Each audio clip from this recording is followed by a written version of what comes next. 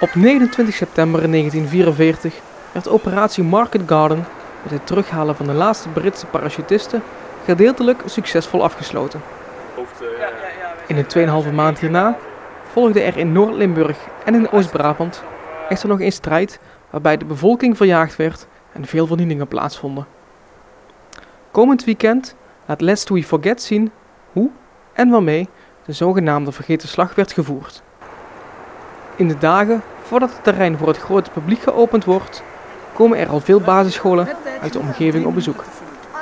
Lest We Forget is opgezet als educatief evenement, speciaal voor de hoogste klasse van de lagere school, groep 7, groep 8, om hun kennis bij te brengen van de Tweede Wereldoorlog. Ook om dingen persoonlijk te gaan ervaren, om te kunnen zien, te kunnen voelen, te kunnen proeven. En ze hebben daarvoor Lucky 7 in dit geval, heeft daarvoor een educatief programma ontwikkeld. En dat wordt op de school voorbereid, ze kunnen het hier ervaren en wordt naderhand nog besproken op school. Hier wordt dus ook lestijd aan besteed. Bijvoorbeeld verbindingen ook, dat je de kinderen laat zien, nou dit was er nodig om dan en dat te doen. En nu heb je zelf een mobiele telefoon. En eens kijken wat jij ermee kunt doen. En dan hadden ze de oorlog dat allemaal voor nodig om dat te kunnen doen. En dan zie je de kinderen echt nadenken van, hé, hoe zit dat in elkaar? En dat was allemaal heel anders. En het gemak van nu en de tijd waar we leven natuurlijk. We leven natuurlijk 75 jaar, 70 jaar verder. Maar dat is een groot interesse. Voor de kinderen is het om op deze manier terug te gaan naar 1944 een bijzondere ervaring. Dit is dat de kinderen eerst als ze aan de poort komen heel erg enthousiast zijn en heel erg beweging zijn.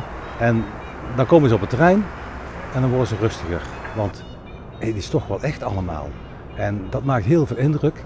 En we hebben hier dermate displays staan die heel veel indruk maken van verbindingen. Vooral het veldhospitaal is heel erg interessant.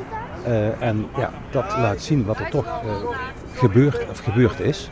En in feite nog elke dag wereldwijd gebeurt. Zaterdag en zondag kunnen alle nieuwsgierigen het terrein bezoeken. En het zijn niet alleen nieuwe gezichten die Hai Jansen die dagen tegenkomt. Kinderen die hier geweest zijn, dat is heel frappant. Die komen in de regel weer terug met een paar ma of zelfs opa en oma om te laten zien. En dan komen zo'n kinderen aan op zo'n display waar ze geweest zijn. En dan vragen ze wat en dan wordt er wat gepraat. Maar meneer, u moet ook eens vertellen wat u ons verteld heeft over dat en dat en dat. En dat is heel erg leuk. Wat is een hele leuke wisselwerking. Lest We Forget heeft haar kamp opgeslagen in de bossen achter de McDonald's. De entree bedraagt tijdens deze dagen €3 en de kinderen betalen €1 om binnen te komen.